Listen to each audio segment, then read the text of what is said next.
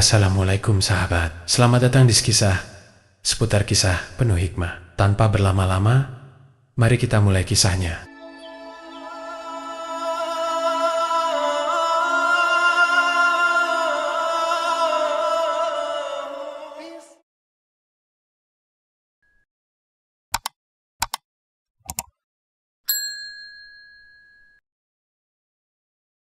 Hari itu, suara rintik hujan terdengar jelas di luar jendela rumah sakit. Aku duduk di bangku ruang tunggu, menggenggam erat tangan putri kecilku Alina yang tertidur lemah di ranjang dorong. Usianya baru 7 tahun, tapi tubuhnya terlihat begitu rapuh karena penyakit ginjal yang dideritanya sejak 3 bulan terakhir. "Mas, bagaimana keadaannya?" Suara lembut Liana, istriku, memecah kesunyian. Dia masih mengenakan jas putih dokternya. Rambutnya terikat rapi, tapi wajahnya lelah. Sebagai dokter spesialis bedah, Liana selalu sibuk, tapi hari ini aku mengira dia akan menaruh Alina sebagai prioritas utama. Harapan itu mulai retak sejak pagi tadi. "Liana, katanya operasinya bisa dilakukan hari ini," kataku. Berusaha tenang meski hatiku terasa penuh amarah yang tertahan. "Iya, Mas. Aku tahu, tapi kondisinya harus dicek ulang." Dan Liana terhenti, seperti mencari kata-kata yang tepat. Apalagi alasannya?" Suaraku mulai naik. Meski aku sadar, ini bukan tempat yang tepat untuk berdebat. Aku menarik napas dalam-dalam, melirik Alina yang masih terbaring lemah. "Bukankah kamu bilang sendiri, operasi ini harus segera dilakukan? Jadi kenapa ditunda?" Liana menunduk, menghindari tatapanku. "Aku dapat panggilan mendadak untuk menangani pasien kritis, Mas. Ini soal hidup dan mati juga. Kalau aku nggak segera pergi, pasien itu mungkin nggak selamat." Mataku membelalak. "Dan Alina? Bagaimana dengan Alina? Bukankah dia juga soal hidup dan mati, Liana? Dia anak kita." Liana terjiung. Dia terlihat seperti sedang bertarung dengan dirinya sendiri. Aku tahu dia sangat peduli pada Alina, tapi sebagai dokter, dia punya tanggung jawab besar. Itu alasan kenapa aku jatuh cinta padanya dulu, keteguhan hati dan komitmennya untuk menyelamatkan nyawa orang lain. Tapi sekarang, semua itu terasa seperti pengkhianatan terhadap keluarganya sendiri. "Liana," panggilku lebih pelan, mencoba menahan emosiku. "Aku mengerti pekerjaanmu, sungguh. Tapi ini Alina, anak kita. Dia membutuhkanmu sekarang. Kalau kamu nggak di sini, siapa yang akan memastikan semuanya berjalan lancar?" Dia menggigit bibirnya, matanya mulai basah. "Mas, aku..." Belum sempat dia menyelesaikan kalimatnya, pagar di sakunya berbunyi. Liana melihat pesan yang masuk dan wajahnya berubah serius. "Mas, aku harus pergi. Operasi ini sangat mendesak. Aku akan minta dokter lain menangani Alina." Kata-kata itu seperti pisau yang menghujam hatiku. Aku berdiri, menatapnya dengan mata tajam. "Dr. Lane, kamu benar-benar menyerahkan anak kita ke tangan orang lain karena pasien lain lebih penting?" "Mas, ini bukan soal siapa yang lebih penting." Liana balas menatapku.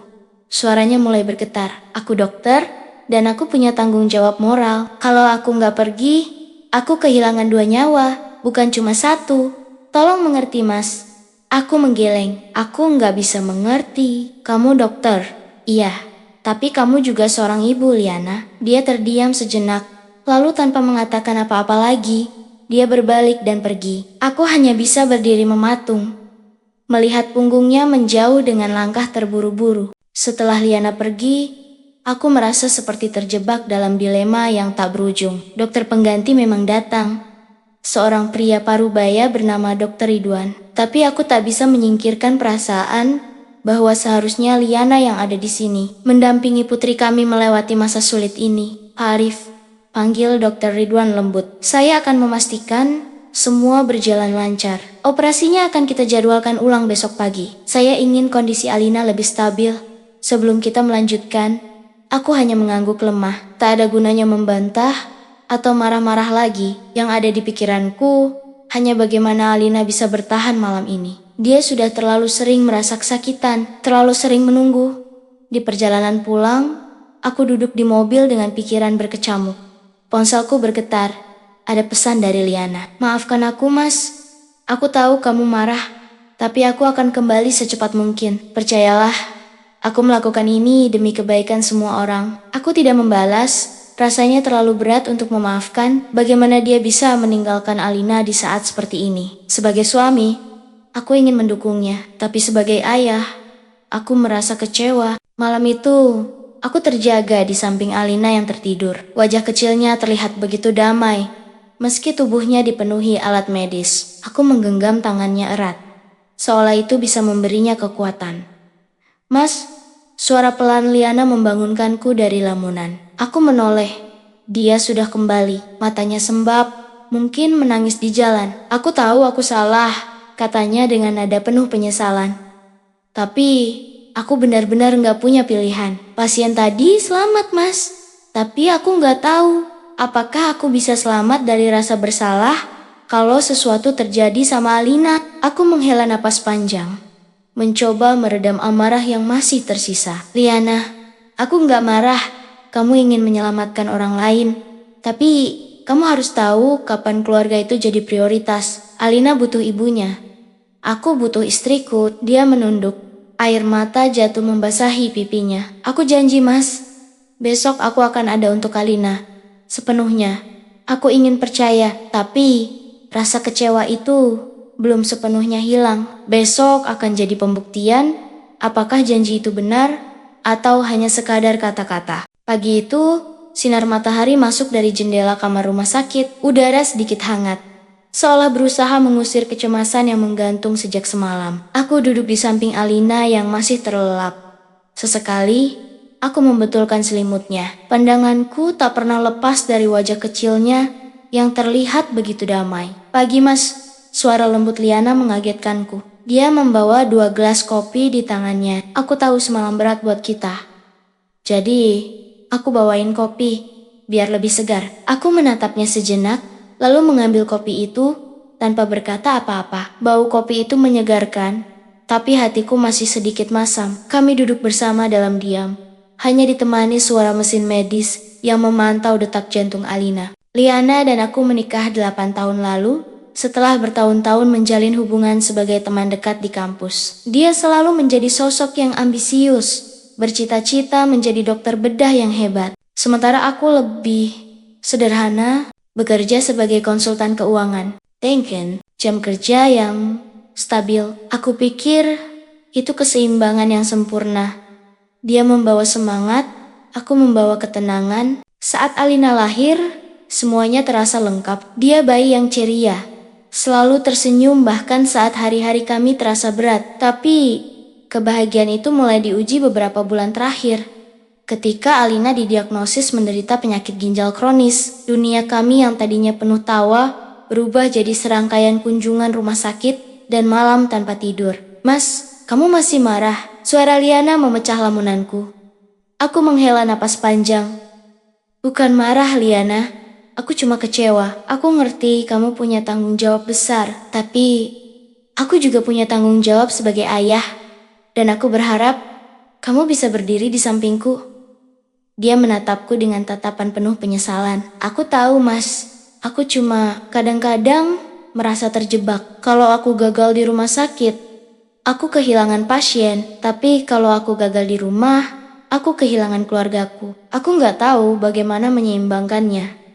Aku hanya bisa mengangguk. Itu jawaban yang sudah kuduga, tapi tetap sulit diterima. Aku tahu beban yang dipikul Liana tidak ringan. Ibunya meninggal karena kanker ketika Liana masih remaja. Itu sebabnya dia memutuskan menjadi dokter agar tidak ada orang lain yang kehilangan seperti dia. Tapi, menjadi dokter berarti mengorbankan banyak hal, termasuk waktu bersama keluarga. Aku ingat, Mas, katanya tiba-tiba. Waktu aku kecil, aku sering duduk di samping ranjang ibu, berharap dokter bisa menyelamatkannya. Tapi mereka selalu bilang mereka sudah melakukan yang terbaik. Dia menghela napas, menunduk. Aku gak mau jadi dokter yang bilang sudah melakukan yang terbaik tanpa benar-benar mencoba segalanya. Aku gak mau pasienku merasakan kehilangan seperti aku dulu. Aku terdiam, mencoba memahami sudut pandangnya. Mungkin itulah alasan dia begitu keras kepala soal pekerjaannya. Tapi aku tetap merasa ada yang salah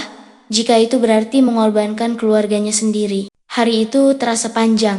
Dokter Ridwan datang untuk memeriksa kondisi Alina dan memberikan kabar bahwa operasi akan dilakukan sore nanti. Aku merasa sedikit lega. Namun, bayangan tentang apa yang akan terjadi di ruang operasi tetap membuatku gelisah.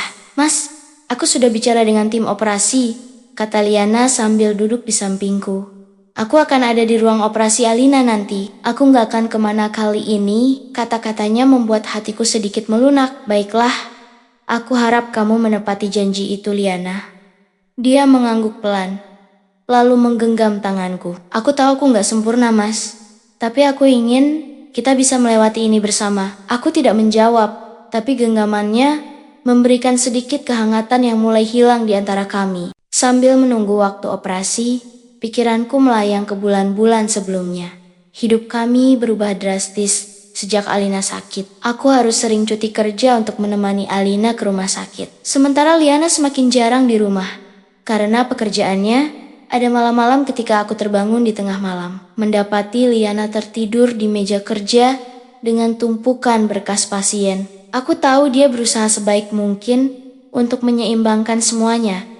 Tapi aku juga tahu itu membuatnya semakin jauh dari kami. Mas, aku janji setelah semua ini selesai, aku akan lebih banyak di rumah, katanya suatu malam. Saat kami sedang duduk di ruang tamu, aku tahu kamu merasa aku nggak ada buat kamu dan Alina, tapi aku ingin kita kembali seperti dulu. Aku ingin percaya, tapi kenyataannya, setiap kali dia berjanji, selalu ada alasan baru yang membuatnya gagal menepatinya. Sore itu, Alina dibawa ke ruang operasi. Aku menemani Liana hingga ke pintu ruang steril. Sebelum masuk, dia berhenti sejenak dan menatapku. Mas, aku nggak akan mengecewakanmu kali ini, katanya dengan mata penuh keyakinan.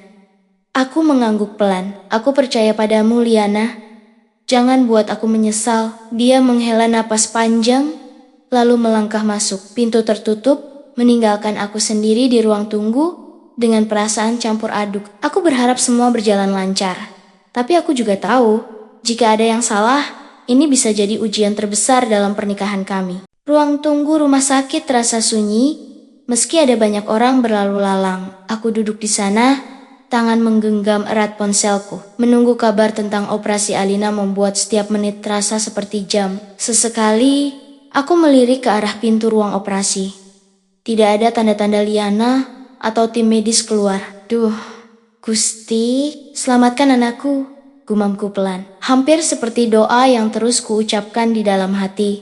Di tengah kegelisahan itu, suara langkah cepat terdengar mendekat. Aku menoleh dan mendapati seorang suster mendekat dengan raut wajah cemas. Pak Arif, mohon maaf, kami perlu tanda tangan persetujuan untuk tindakan tambahan, katanya, menyerahkan selembar dokumen. Apa maksudnya tindakan tambahan? Bukannya semuanya sudah siap, tanyaku, panik. Saat operasi berlangsung, dokter mendapati kondisi ginjal kiri Alina lebih parah dari perkiraan. Dokter Liana memutuskan untuk mencoba metode transplantasi parsial. Tapi kami butuh persetujuan Bapak, jelas suster itu. Hatiku serasa dihantam palu. Transplantasi parsial, kenapa ini tidak dikomunikasikan sebelumnya? Liana ada di dalam, tapi tidak memberiku kabar sama sekali. Saya tanda tangan, tapi saya mau tahu, kenapa ini tidak dibicarakan lebih awal, kataku sambil menandatangani dokumen itu. Suster itu mengangguk cepat, dan kembali berlari menuju ruang operasi. Di sisi lain, di dalam ruang operasi, Liana berada dalam tekanan besar. Alina terbaring di meja operasi. Tubuh kecilnya hampir tertutup seluruhnya oleh kain steril dan alat medis. Tim medis bekerja dengan penuh konsentrasi, tapi keputusan besar harus segera diambil. Liana, kamu yakin transplantasi parsial ini bisa berhasil? Kondisi pasien terlalu lemah, tanya salah satu dokter, wajahnya penuh kekhawatiran. Kita tidak punya pilihan lain. Ginjal kirinya terlalu rusak. Jika kita tidak mencoba, dia tidak akan bertahan lebih dari 2 minggu, jawab Liana tegas. Tapi meski suaranya tegar, hatinya terasa seperti diiris. Dia tahu risikonya besar, dan yang membuatnya lebih berat, ini adalah putrinya sendiri. Setiap tindakan yang dia ambil di bawah lampu operasi itu akan menentukan hidup atau mati Alina. Setelah menunggu hampir 3 jam, seorang dokter keluar dari ruang operasi. Aku langsung berdiri, menghampirinya dengan langkah cepat. "Bagaimana, Dok?" tanyaku, mencoba menahan napas. "Operasi berjalan lancar, Pak.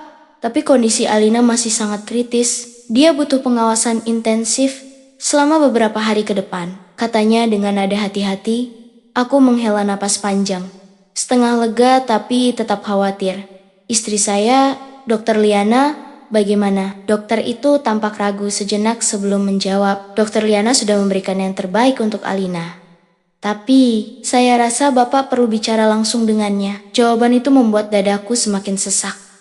Ada sesuatu yang tidak beres. Aku langsung berjalan menuju ruang steril, di mana Liana sedang mengganti pakaian operasinya. "Liana?" seruku begitu melihatnya keluar dari ruang steril. Wajahnya terlihat pucat dan lelah, matanya sembab, seolah dia baru saja menangis. "Mas, operasinya berhasil." Tapi suaranya terhenti, seperti sedang memilih kata-kata. "Tapi apa? Kenapa kamu nggak bilang soal transplantasi parsial sebelumnya? Kenapa aku harus tahu dari suster?" tanyaku tajam. "Aku nggak sempat, Mas. Semua ini terjadi begitu cepat. Kalau aku nggak segera ambil keputusan, Alina mungkin..." Suaranya pecah, air matanya mulai mengalir. Aku menggeleng frustrasi. "Liana, aku ngerti kamu dokter, tapi aku ayahnya. Aku punya hak untuk tahu kenapa kamu selalu bertindak sendiri tanpa pikirkan aku." Dia menunduk, menangis dalam diam. "Aku cuma ingin menyelamatkan Alina, Mas. Itu saja yang ada di pikiranku." "Tapi, kamu nggak bisa terus-terusan ngelakuin ini, Liana. Kita tim kita keluarga." "Tapi, aku selalu merasa ditinggalkan." Liana menatapku dengan mata berkaca-kaca. "Mas, aku tahu aku salah. Aku tahu aku terlalu sering memutuskan sendiri. Tapi, aku nggak tahu harus bagaimana lagi. Di ruang operasi, aku bukan cuma ibu Alina. Aku dokter. Dan sebagai dokter, aku harus ambil keputusan dengan cepat." Aku terdiam. Kata-katanya benar. Tapi, rasa sakit di hatiku tidak hilang begitu saja. Saat kami berbicara, ponsel Liana berbunyi. Dia melihat layarnya. Wajahnya berubah tegang. "Mas, aku harus pergi sebentar. Ada pasien lain yang butuh penanganan," katanya. Aku menatapnya tidak percaya. "Liana, anak kita baru saja keluar dari ruang operasi. Kamu masih mikirin pasien lain?" "Mas, aku nggak punya pilihan. Kalau aku nggak pergi, pasien itu mungkin nggak selamat," katanya sambil melangkah pergi. Aku hanya bisa menatap punggungnya yang menjauh. Kali ini, amarahku tak lagi bisa kutahan. "Liana, kalau kamu pergi sekarang, aku nggak tahu apakah kita masih bisa jadi keluarga setelah ini," teriakku. Dia berhenti sejenak, tapi tidak menoleh. Setelah beberapa detik, dia melanjutkan langkahnya tanpa berkata apa-apa. Aku hanya bisa berdiri di sana, merasa kosong dan hancur. Hari itu terasa seperti mimpi buruk yang tak kunjung berakhir. Alina masih dirawat di ruang ICU dengan berbagai alat medis terhubung di tubuh kecilnya. Aku menghabiskan hampir sepanjang waktu di ruang tunggu, berdoa agar dia bisa melewati masa kritis. Tapi, pikiran tentang Liana terus menghantui. Kata-kata terakhirku padanya menggema di kepala, menambah beban emosiku yang sudah berat. Pagi itu, aku menemui Dokter Ridwan untuk mendapatkan kabar terbaru tentang kondisi Alina. "Pak Arif, Alina menunjukkan sedikit perkembangan positif. Tapi kita harus tetap waspada selama 48 jam ke depan. Ini waktu yang sangat krusial," katanya dengan nada hati-hati. Aku mengangguk, mencoba menyerap informasi itu. "Baik, Dok. Terima kasih." Setelah percakapan itu, aku kembali ke ruang tunggu. Tapi kali ini, rasa sepi semakin terasa. Biasanya, Liana selalu ada di sisiku. Meski kami sering berselisih, aku tahu dia peduli. Tapi sejak dia pergi untuk menangani pasien lain semalam, dia belum kembali. Dia memilih orang lain lagi, gumamku pehet.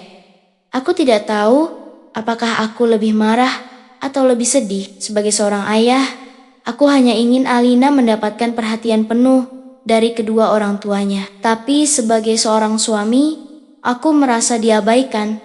Seperti Liana lebih memilih dunia luar daripada keluarganya sendiri. Sore harinya, saat aku duduk termenung di ruang tunggu, seorang wanita datang menghampiri. Aku mengenalnya, Dina, seorang kolega Liana di rumah sakit. Pak Arif, apa saya boleh bicara sebentar? Tanyanya dengan nada sopan. Aku mengangguk, meski hati kecilku sudah curiga. Dina biasanya hanya berbicara jika ada sesuatu yang penting. Ini soal Liana, katanya pelan. Dia sangat terpukul setelah tadi malam. Saya tahu dia dokter yang hebat, tapi Dina terdiam sejenak, seperti mencari kata yang tepat. Tapi apa? Desakku, mulai cemas. Dari tadi malam, Liana masih terus di ruang operasi. Dia tidak beristirahat sama sekali. Saya khawatir dia terlalu memaksakan diri. Apalagi pasien yang dia tangani semalam ternyata meninggal dunia, meski dia sudah berusaha sekuat tenaga. Berita itu seperti tamparan keras di wajahku. Aku tahu Liana adalah sosok yang keras kepala, selalu berusaha memberikan yang terbaik, bahkan jika itu berarti mengorbankan dirinya sendiri. Malam harinya, Liana akhirnya muncul di ruang tunggu. Wajahnya kusut, matanya merah karena kurang tidur. Dia berjalan perlahan mendekat.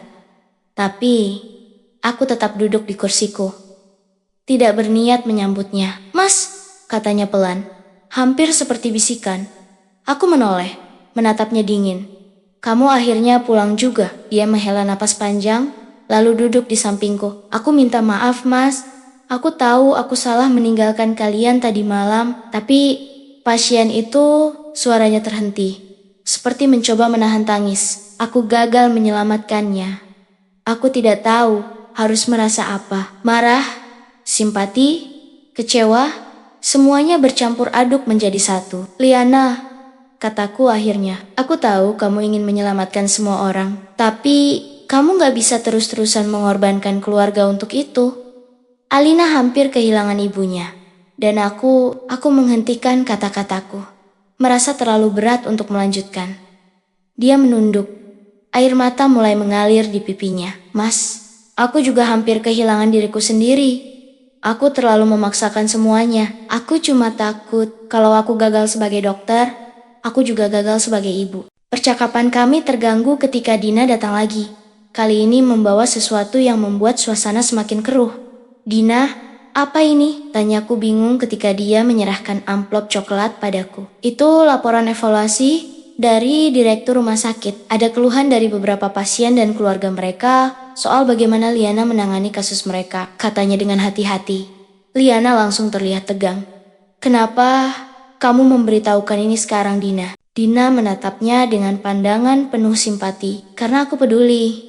Liana, kamu terlalu memaksakan diri. Kalau kamu terus seperti ini, aku takut kamu malah kehilangan segalanya, termasuk keluarga. Aku membuka amplop itu dan membaca isinya. Laporan itu memang tidak sepenuhnya buruk, tapi ada beberapa poin yang menyebutkan bahwa Liana terkadang terlalu emosional dan sulit membuat keputusan yang objektif saat menyangkut pasien tertentu. Liana, ini apa? Tanyaku, mencoba menahan emosiku. Dia tidak menjawab, hanya menunduk sambil menggigit bibirnya. Dina akhirnya angkat bicara. Liana sudah berjuang keras, Pak Arif. Tapi dia manusia, sama seperti kita semua. Dia butuh istirahat, butuh dukungan, bukan terus-terusan menghadapi semuanya sendirian. Setelah Dina pergi, aku dan Liana kembali duduk dalam diam. Tapi kali ini, kesunyian itu lebih menyakitkan daripada sebelumnya. Aku gak tahu harus gimana lagi, Mas, katanya akhirnya. Aku ingin jadi dokter yang baik, istri yang baik, ibu yang baik. Tapi rasanya semua itu saling bertentangan. Aku menatapnya, mencoba mencari jawaban di matanya. Liana, kamu gak bisa jadi semuanya sekaligus.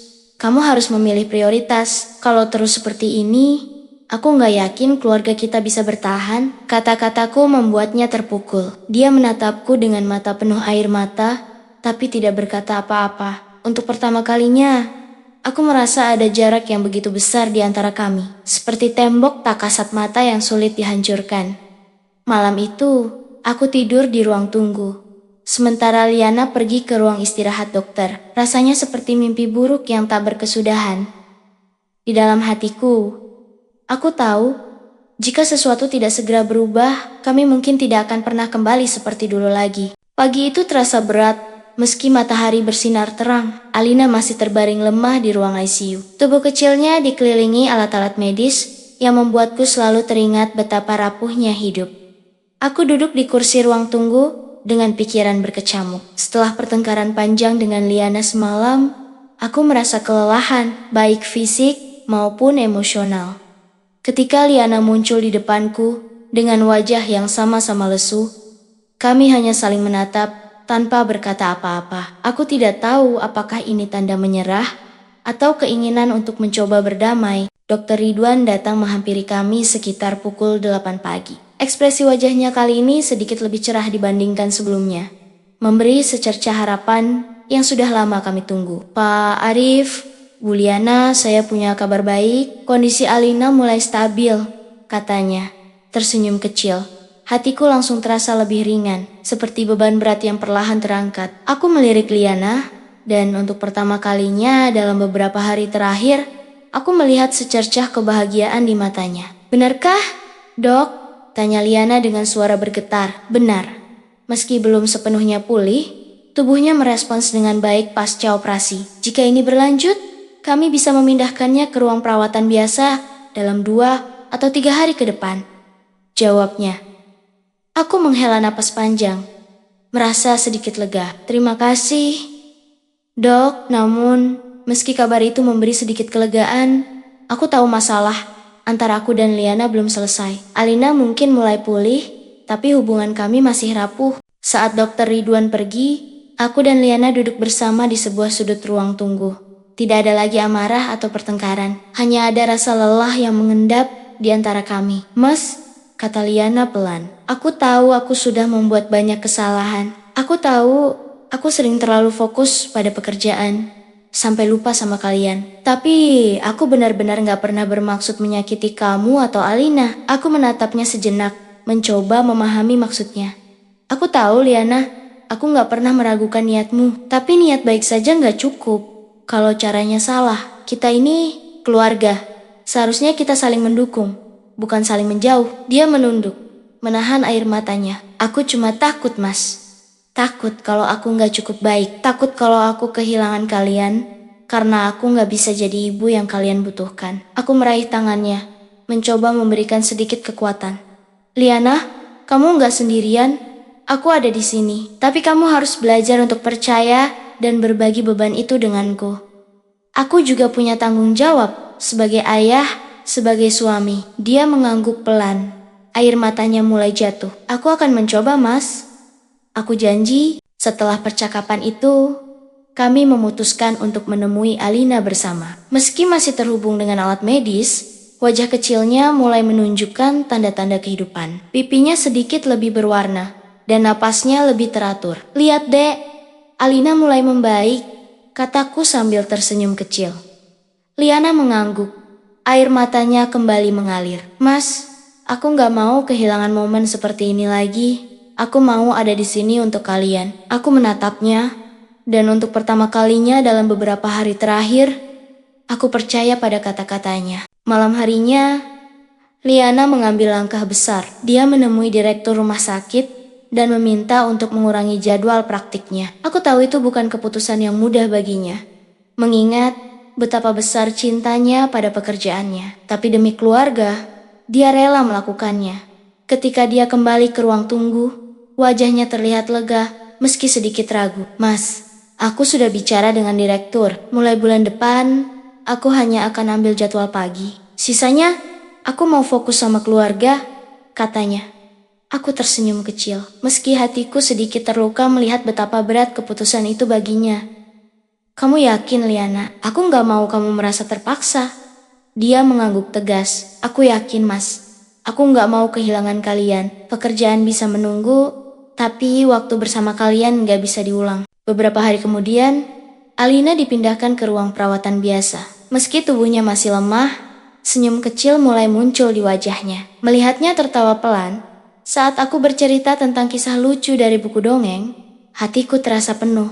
Liana duduk di sampingku, menggenggam tangan Alina dengan penuh kasih sayang. Mas, aku rasa kita bisa melewati ini bersama, katanya sambil menatapku.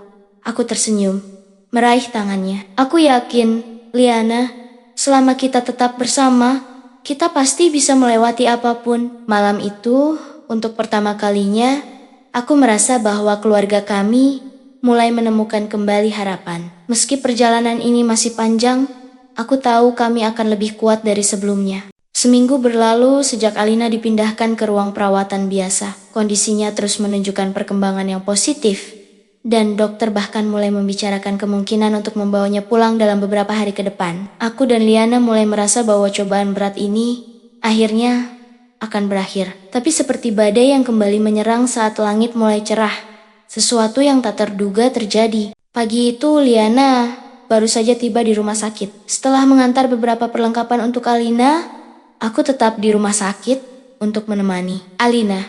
Saat aku sedang menyiapkan sarapan ringan untuk Alina, ponselku berbunyi. Sebuah pesan masuk dari nomor yang tidak dikenal. Pak Arif, saya tahu ini mungkin sulit dipercaya, tapi saya perlu bicara soal istri Anda. Ada sesuatu yang harus Anda ketahui. Bisa kita bertemu? Pesan itu membuat dadaku berdebar. Aku menatap layar ponsel dengan bingung.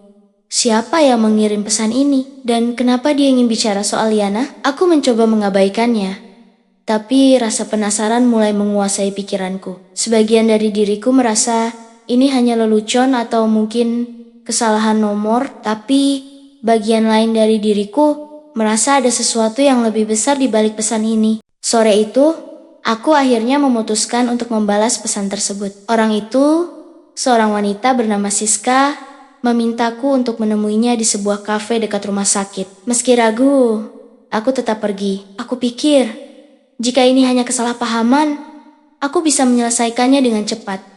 Ketika aku tiba di kafe, seorang wanita berusia sekitar 30-an menghampiriku. Dia terlihat gugup, tapi matanya menunjukkan keseriusan. Pak Arif, terima kasih sudah mau datang, katanya, suaranya pelan. Apa yang sebenarnya ingin Anda bicarakan? Tanyaku langsung. Siska menunduk sejenak, lalu mengeluarkan sebuah amplop dari tasnya. Dia menyerahkannya padaku tanpa berkata apa-apa.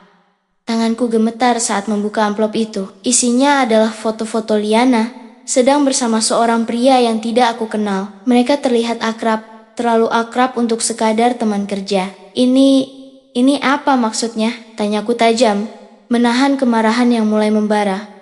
Pak, saya tahu ini sulit diterima, tapi saya pikir Anda harus tahu.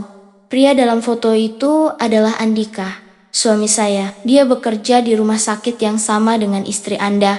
Saya curiga mereka memiliki hubungan lebih dari sekadar rekan kerja. Kata-katanya seperti petir yang menyambar di siang bolong. Aku menatap foto itu lagi, mencoba menemukan penjelasan lain, sesuatu yang bisa membantah tuduhan ini. Tapi ekspresi Liana di foto itu, cara dia tersenyum, cara dia menatap pria itu terlalu jelas untuk diabaikan. Malam harinya, aku pulang dengan hati yang berat. Aku menemukan Liana sedang duduk di samping Alina, membacakan cerita sebelum tidur.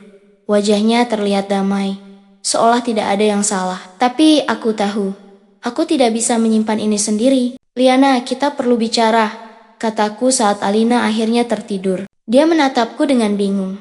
Ada apa, Mas? Kelihatannya serius. Aku mengeluarkan foto-foto itu dari saku jaketku dan meletakkannya di meja di depannya. Wajahnya langsung berubah. Dia tampak terkejut, tapi bukan karena dia tidak tahu apa itu, melainkan karena aku mengetahuinya. Liana, jelaskan ini, kataku, mencoba menahan emosiku. Dia mengambil foto-foto itu dengan tangan gemetar. Mas, ini tidak seperti yang kamu pikirkan. Kalau begitu, jelaskan. Apa ini hanya kebetulan? Apa ini hanya kesalahpahaman? Tanyaku tajam. Dia terdiam sejenak, lalu menarik napas panjang. Andika adalah kolega di rumah sakit. Dia memang dekat denganku, tapi itu hanya sebatas teman, Mas. Gak ada yang lebih dari itu. Aku menggeleng, tidak puas dengan jawabannya. Kalau cuma teman, kenapa dia ada di foto-foto ini? Kenapa Siska istrinya merasa perlu mendatangiku? Liana terdiam, matanya mulai berkaca-kaca. Mas, aku gak tahu kenapa Siska melakukan ini, tapi aku bersumpah, aku gak pernah mengkhianatimu. Aku ingin percaya padanya. Aku ingin percaya bahwa semua ini hanya kesalahpahaman besar, tapi foto-foto itu terus terngiang di pikiranku, seperti bukti yang tidak bisa diabaikan. Liana, aku sudah cukup lelah, kataku akhirnya. Aku nggak tahu apa yang sebenarnya terjadi, tapi aku butuh waktu untuk mencerna semua ini. Dia menatapku dengan tatapan penuh kesedihan. Mas, tolong percaya sama aku. Aku nggak akan pernah melakukan sesuatu yang menyakiti kamu. Atau Alina. Aku tidak menjawab. Aku hanya berdiri dan pergi ke ruang tunggu rumah sakit, meninggalkannya sendirian di kamar Alina. Malam itu, aku duduk sendirian, memikirkan semua yang telah terjadi. Di satu sisi, aku ingin percaya pada Liana, tapi di sisi lain, aku merasa dikhianati. Hubungan kami sudah cukup teruji dengan penyakit Alina, dan sekarang ini sebuah retakan baru yang mungkin tidak bisa diperbaiki. Aku tahu, dalam beberapa hari ke depan, aku harus mengambil keputusan besar. Keputusan yang tidak hanya akan memengaruhi aku dan Liana, tapi juga masa depan keluarga kami. Di tengah malam yang sunyi itu, aku hanya bisa bertanya pada diriku sendiri. Apakah ini akhir dari segalanya atau masih ada harapan untuk memperbaiki semuanya? Pagi itu, aku bangun di ruang tunggu rumah sakit dengan perasaan yang masih bercampur aduk. Malam sebelumnya terasa seperti mimpi buruk yang sulit dipahami. Aku menatap layar ponselku. Ada beberapa pesan dari Liana, tapi aku tidak membacanya. Aku merasa terlalu lelah, terlalu penuh dengan pikiran untuk menghadapi apapun yang ingin dia katakan. Alina masih tidur di ruang perawatan, dan aku memutuskan untuk kembali ke sisinya. Namun, saat aku membuka pintu kamar, aku melihat Liana sudah duduk di sana. Wajahnya terlihat lebih lelah dari biasanya. Tapi, dia tidak mengatakan apa-apa saat aku masuk. Kami duduk dalam diam, hanya mendengarkan suara mesin medis yang memantau detak jantung Alina. Setelah beberapa menit, Liana akhirnya bicara. Mas, katanya pelan. Aku tahu kamu marah, aku tahu kamu kecewa. Tapi aku benar-benar ingin menjelaskan semuanya. Aku menoleh padanya, menatap matanya yang terlihat penuh dengan penyesalan. Baiklah, jelaskan Liana. Jelaskan kenapa ada foto-foto itu. Jelaskan kenapa. Siska bilang apa yang dia bilang. Liana menarik napas panjang sebelum mulai bicara. Andika memang dekat denganku, Mas. Tapi bukan karena ada sesuatu di antara kami. Dia adalah teman lama yang aku kenal sejak kuliah. Waktu itu, aku sedang kesulitan mencari donor ginjal untuk pasien lain, dan dia membantu mencarikan kontak yang bisa dihubungi. Aku memandangnya dengan tatapan skeptis. Dan itu alasan kalian terlihat begitu akrab di foto-foto itu? Itu alasan kenapa istrinya curiga. Dia mengangguk, meski ekspresinya menunjukkan rasa frustasi. Siska dan Andika memang sedang punya masalah rumah tangga, Mas. Dia sering salah paham. Kalau Andika dekat dengan siapapun, bukan cuma aku. Tapi aku nggak pernah bermaksud memperburuk keadaan mereka. Aku menghela napas panjang. Kalau itu benar, kenapa kamu nggak cerita sebelumnya? Kenapa harus ada orang lain yang memberitahuku? Liana Teh Jiang lalu menunduk. Aku takut, Mas. Aku tahu kamu sudah cukup tertekan dengan kondisi Alina. Aku nggak mau menambah beban pikiranmu dengan hal-hal yang sebenarnya nggak penting. Meski penjelasan Liana sedikit menenangkan hatiku, aku masih merasa ada yang kurang. Aku memutuskan untuk menemui Siska lagi, berharap bisa mendapatkan sudut pandang lain. Kami bertemu di kafe yang sama seperti sebelumnya. Pak Arif, saya nggak bermaksud membuat masalah dalam keluarga Anda, kata Siska begitu aku tiba. Tapi, saya merasa Anda perlu tahu. Siska, saya perlu kejelasan, kataku langsung. Liana bilang dia dan Andika hanya teman lama, dan bahwa dia membantu soal pasien. Kalau memang itu benar, kenapa Anda menduga ada sesuatu yang lebih? Siska tampak ragu sejenak sebelum menjawab. Karena Andika pernah bilang dia mengagumi Bu Liana. Dia sering bicara tentang betapa hebatnya dia di rumah sakit. Dan saya merasa dia terlalu memujinya. Mungkin saya terlalu paranoid. Aku menghela napas, mencoba memahami situasi ini. Lalu, kenapa Anda sampai merasa perlu menunjukkan foto-foto itu pada saya? Siska menunduk. Suaranya mulai melemah.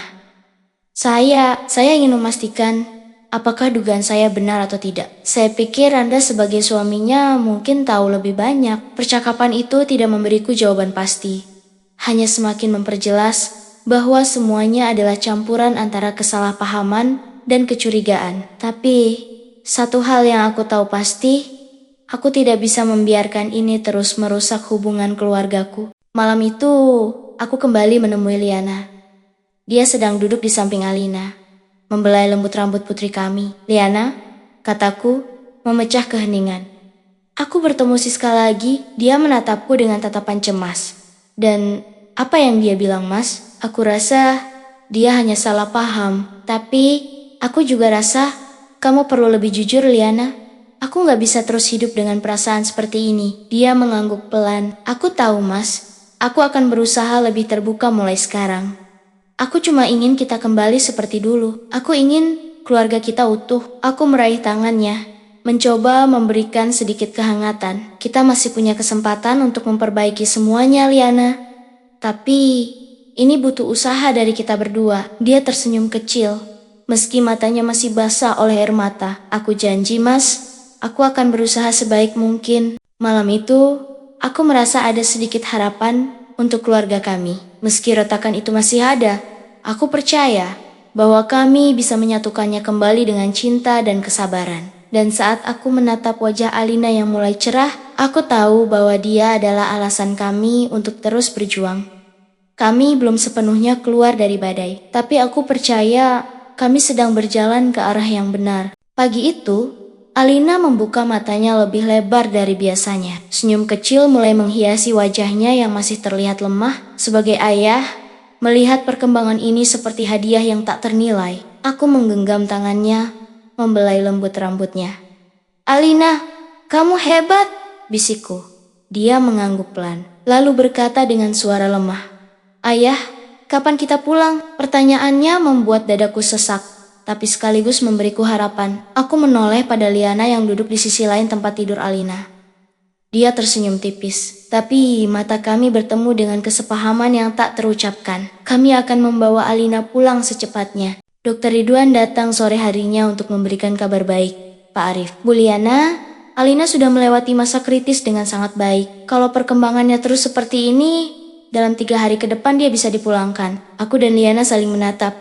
Dan untuk pertama kalinya dalam waktu yang lama, kami tersenyum bersama. Terima kasih, Dok, kata Liana dengan nada penuh kelegaan.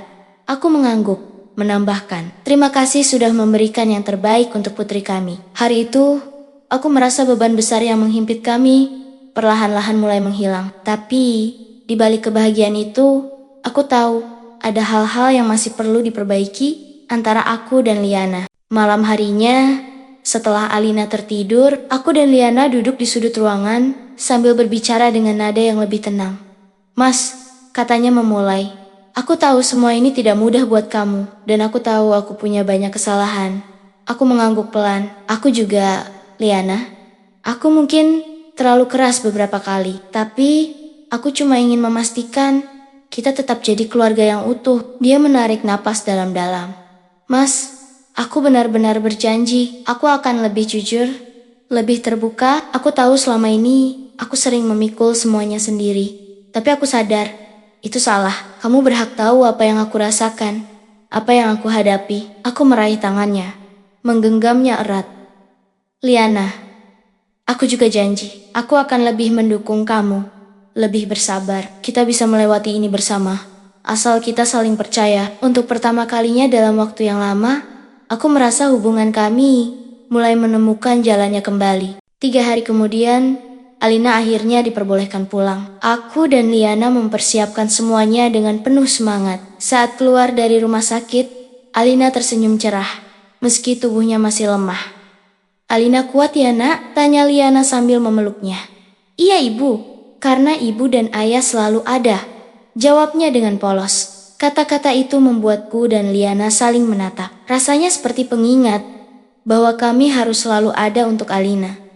Apapun yang terjadi, hari-hari setelah kepulangan Alina menjadi awal baru bagi keluarga kami. Liana mulai menjalani jadwal kerja yang lebih teratur, memberikan lebih banyak waktu untuk bersama keluarga. Meski terkadang masih ada panggilan mendadak, dia selalu memastikan untuk memberitahuku terlebih dahulu. Kami juga mulai lebih sering meluangkan waktu bersama makan malam, jalan-jalan kecil, atau sekadar menghabiskan waktu di rumah. Alina, meski masih dalam proses pemulihan, terlihat semakin ceria, Mas, kata Liana suatu malam saat kami duduk di teras rumah. Aku gak tahu apa aku bisa benar-benar menebus semua kesalahan yang pernah aku buat. Aku menggenggam tangannya. Kita nggak perlu menebus apa-apa, Liana. Kita cuma perlu terus belajar, terus mencoba. Selama kita bersama, itu sudah cukup. Dia tersenyum, lalu menyandarkan kepalanya di bahuku. Beberapa bulan kemudian, Alina dinyatakan sepenuhnya pulih. Dia kembali ke sekolah, bermain dengan teman-temannya, dan kembali menjadi anak kecil yang penuh keceriaan. Aku dan Liana belajar untuk lebih terbuka, lebih mendukung satu sama lain. Hubungan kami memang tidak sempurna, tapi kami terus berusaha untuk menjadikannya lebih baik. Melihat Alina berlari-lari kecil di halaman rumah suatu sore, aku merasa bersyukur. Perjalanan kami penuh dengan lika-liku, tapi akhirnya kami sampai di titik ini, titik di mana kami menemukan harapan dan kekuatan di tengah badai. Dan saat Liana menggenggam tanganku, aku tahu bahwa apapun yang terjadi di masa depan, kami akan melewatinya bersama. Kebahagiaan yang perlahan kami bangun kembali, rupanya tidak bertahan lama. Seperti gelombang laut yang tiba-tiba menghantam pantai dengan keras. Sebuah rahasia yang tak terduga kembali mengguncang keluarga kami. Semua bermula dari telepon tak terduga yang aku terima di tengah malam. Pukul 2 dini hari, ponselku berdering. Aku baru saja terlelap setelah seharian bermain dengan Alina, yang kini semakin ceria dan pulih. Dengan enggan aku meraih ponsel di meja samping tempat tidur. "Halo," tanyaku dengan suara berat karena kantuk. "Pak Arif?" Suara seorang wanita di ujung sana terdengar gugup. "Iya, ini saya." "Siapa ini?" tanyaku, mencoba memfokuskan pikiran. "Ini Siska, Pak," jawabnya, membuat tubuhku langsung tegang. Siska, nama itu langsung mengingatkanku pada peristiwa kelam beberapa bulan lalu, foto-foto, tuduhan, dan segala keretakan yang hampir menghancurkan pernikahanku. Aku pikir semuanya sudah selesai. Tapi kenapa dia menelepon sekarang? "Siska, ada apa malam-malam begini?" tanyaku tegas, mencoba menahan rasa cemas yang mulai menguasai. "Pak, saya tahu saya seharusnya tidak lagi mengganggu Anda. Tapi saya pikir Anda perlu tahu sesuatu," katanya dengan nada serius. "Andika, dia menghilang." "Andika menghilang? Maksud Anda apa?" tanyaku bingung. "Saya juga nggak tahu, Pak. Tapi sebelum dia pergi, dia meninggalkan sesuatu yang menurut saya harus Anda lihat. Saya nggak tahu apa maksudnya, tapi saya pikir itu berkaitan dengan istri Anda." Perkataannya membuat darahku berdesir. "Apa maksud Anda?" "Berkaitan dengan Liana. Saya tidak bisa menjelaskan lewat telepon, Pak. Tapi kalau Anda bersedia, saya bisa tunjukkan besok." Keesokan harinya, aku bertemu Siska di kafe yang sama seperti sebelumnya. Dia terlihat jauh lebih gugup dari terakhir kali kami bertemu. Kali ini, dia membawa sebuah amplop coklat besar. "Pak Arif, saya nggak tahu apa ini akan membantu atau malah memperburuk situasi. Tapi sebelum Andika menghilang, dia meninggalkan ini di meja kerja di rumah kami," katanya sambil menyerahkan amplop itu padaku. Tanganku gemetar saat membukanya. Di dalamnya terdapat beberapa dokumen dan foto. Foto-foto itu memperlihatkan Andika dan Liana bersama di berbagai tempat. Bukan hanya di rumah sakit, tapi juga di luar. Aku membaca dokumen yang ada di dalamnya. Sebuah surat tulisan tangan dari Andika yang isinya membuat hatiku mencelos. "Untuk Siska, jika kau menemukan ini, berarti aku sudah pergi. Aku tidak bisa terus hidup dengan kebohongan ini. Aku mencintai Liana, tapi dia memilih keluarganya. Aku harus belajar menerima itu. Jangan salahkan dia. Dia tidak pernah menjanjikan apapun padaku. Semua ini salahku." Darahku mendidih membaca surat itu. Sekarang jelas bahwa Andika memang memiliki perasaan pada Liana. Tapi yang membuatku semakin marah adalah fakta bahwa Liana tidak pernah memberitahuku soal ini. Malam itu, aku langsung pulang ke rumah dengan hati yang penuh amarah dan kecewa. Liana sedang duduk di ruang tamu sambil membaca buku. Terlihat tenang seolah tidak ada yang salah. "Liana," panggilku dingin. Dia menatapku, sedikit bingung. "Ada apa, Mas?" Aku melempar amplop itu ke meja di depannya. Dia mengambilnya dan membuka isinya. Wajahnya langsung berubah saat melihat surat dari Andika. "Kenapa kamu gak pernah bilang soal ini?" tanyaku tajam. Dia menunduk, menggenggam surat itu dengan tangan gemetar. "Mas, aku nggak tahu harus mulai dari mana. Aku takut kamu salah paham." Aku takut kamu gak akan percaya padaku. Liana, ini bukan soal aku salah paham atau enggak, ini soal kepercayaan. Kenapa kamu memilih menyembunyikan ini dariku? Air mata mulai mengalir di wajahnya. Aku gak pernah menganggap Andika lebih dari sekadar teman, Mas. Aku bahkan gak tahu dia punya perasaan seperti itu, sampai akhirnya dia bilang sendiri. Tapi aku menolak dia. Aku bilang, aku cuma mencintai kamu. Kalau memang begitu, kenapa kamu gak cerita padaku? Kenapa harus sembunyi-sembunyi? Dia menatapku dengan mata penuh air mata, karena aku gak mau kehilangan kamu, Mas. Aku gak mau kamu berpikir aku mengkhianati kamu. Aku menghela napas panjang, mencoba menenangkan diriku sendiri. Liana, kamu gak akan kehilangan aku kalau kamu jujur. Tapi dengan menyembunyikan ini, kamu justru merusak kepercayaan kita. Dia terisak, memeluk surat itu erat-erat. Mas, aku mohon, percaya padaku. Aku benar-benar gak pernah melakukan apapun yang melanggar janji kita. Malam itu, aku tidur di kamar Alina, meninggalkan Liana sendirian di kamar kami. Aku tahu dia menangis sepanjang malam, tapi aku tidak tahu harus berbuat apa. Kepercayaan yang sudah perlahan kami bangun kembali terasa runtuh begitu saja. Pikiran tentang Andika terus menghantuiku. Apa benar Liana tidak pernah melakukan apa-apa? Apa benar dia hanya korban perasaan sepihak Andika? Atau ada sesuatu yang masih dia sembunyikan? Di tengah malam yang sunyi itu, aku hanya bisa bertanya-tanya, apakah ini akhir dari pernikahan kami? Hari itu langit terlihat mendung, seperti menggambarkan suasana hatiku yang masih penuh keraguan. Liana tampak lebih diam dari biasanya. Bahkan di depan Alina, yang biasanya menjadi alasan terbesarnya untuk tersenyum. Aku tahu dia merasa bersalah, tapi di sisi lain, aku juga tidak bisa langsung menghapus perasaan kecewaku. Aku memutuskan untuk menghadapi masalah ini dengan kepala dingin, tidak lagi dengan kemarahan, tapi dengan mencari kebenaran. Jika ada harapan untuk menyelamatkan pernikahan ini, aku ingin memastikan bahwa aku telah melakukan yang terbaik. Siang itu, aku menghubungi Dina, teman dekat Liana di rumah sakit. Dina adalah seseorang yang sering mendukung Liana di masa-masa sulit, dan aku merasa dia mungkin tahu sesuatu yang aku tidak tahu. Kami bertemu di kantin rumah sakit, tempat yang cukup sepi untuk bicara serius. Dina, aku butuh bicara jujur sama kamu, kataku langsung. Dina menatapku dengan raut khawatir. Ada apa, Pak Arif? Apa ini soal Liana? Aku mengangguk. Aku tahu kamu dekat dengan Liana. Jadi, aku ingin tahu, apa benar selama ini dia dekat dengan Andika? Dan kalau iya, sejauh apa hubungan mereka? Dina terdiam sejenak sebelum akhirnya menghela napas panjang. Pak Arif, saya nggak tahu semua detailnya, tapi saya bisa bilang satu hal. Liana itu orang yang sangat setia sama keluarga. Dia memang sempat sering bekerja sama dengan Andika untuk urusan pasien. Tapi saya yakin dia nggak pernah punya niat untuk melanggar batas. Aku memandang Dina, mencoba mencari kejujuran di wajahnya. Tapi kenapa Andika sampai meninggalkan surat seperti itu? Kenapa Liana nggak cerita apa-apa ke saya? Dina menggeleng pelan. Mungkin karena dia takut Liana sering merasa bahwa dia harus memikul semuanya sendiri. Dia nggak pernah ingin membuat orang lain khawatir, termasuk suaminya sendiri. Kata-kata Dina membuatku merenung. Mungkin selama ini aku juga salah.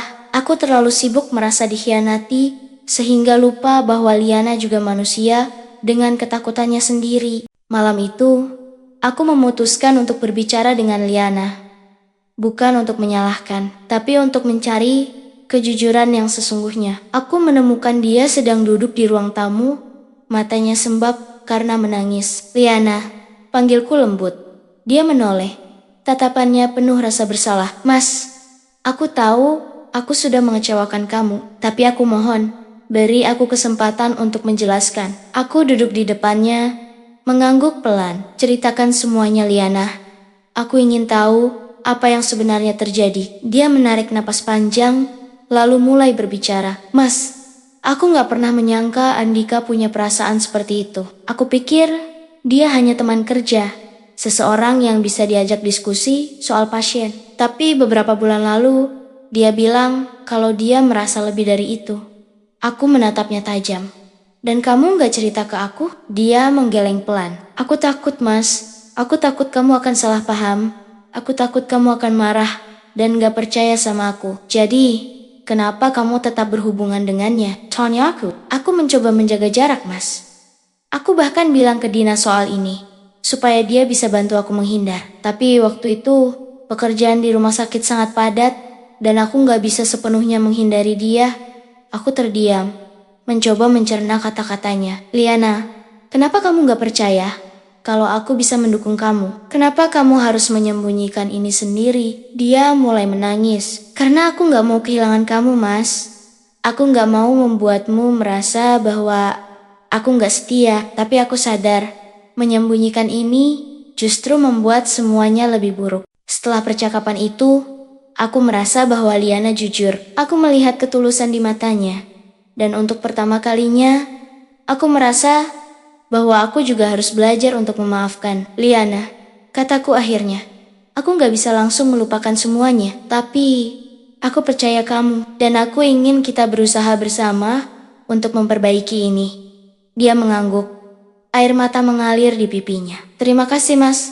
Aku janji, aku gak akan pernah menyembunyikan apapun lagi dari kamu. Beberapa minggu setelah itu, kami mulai membangun kembali hubungan kami. Liana meminta izin untuk berbicara langsung dengan Siska, menjelaskan segalanya, dan meminta maaf jika kehadirannya pernah menyakiti rumah tangga mereka. Itu adalah langkah besar baginya. Dan aku merasa bangga karena dia mau menghadapi semuanya dengan kepala tegak. Aku juga belajar untuk lebih mendukung Liana.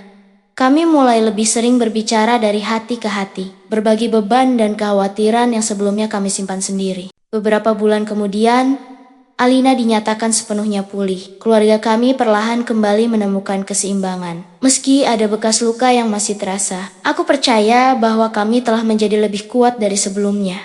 Malam itu, saat kami duduk bersama di ruang keluarga, Liana menggenggam tanganku. Mas, katanya lembut, terima kasih sudah percaya padaku. Aku gak tahu apa yang akan terjadi kalau kita menyerah. Aku tersenyum kecil, lalu meraih tangannya. Kita nggak akan menyerah, Liana. Apapun yang terjadi, kita akan melewati semuanya bersama. Dan saat Alina tertawa kecil sambil memeluk kami, aku tahu bahwa keluarga ini telah menemukan jalannya kembali. Sekian kisah dari kami, jadi jangan lupa like, komen, dan subscribe channel ini. Wassalamualaikum warahmatullahi wabarakatuh. فأهل الوفاء كلون السحاب وحسن الربيع وماء المطر.